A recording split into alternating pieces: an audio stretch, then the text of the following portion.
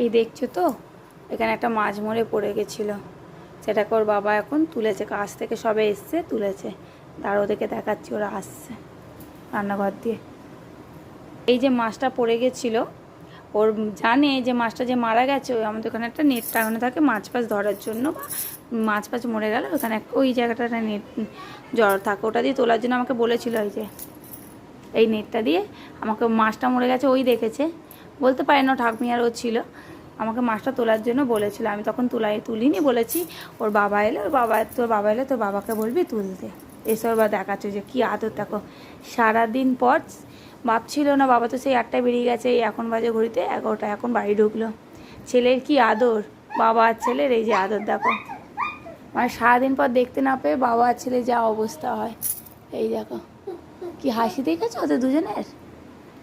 আর এখন ওই ঘরে যাচ্ছে, বাবা ছেলে ঘুরছে। বাবাকে সারাদিন দেখতে পাননি, ওই জন্য এখন বাবা ছেলের আদর চলছে। আমি হচ্ছে বেকার, যবে খাইয়ে উঠেছি আর বাবাকে দেখে তার কোলে থাকলোই না, কিছুতে নিচে নেমে গেল। ফোনটাও এমন করে আমার ফোনটা বাবার হাতে দিচ্ছে, যাতে ও বাবা একটু নিয়ে কার্টুন দেখা।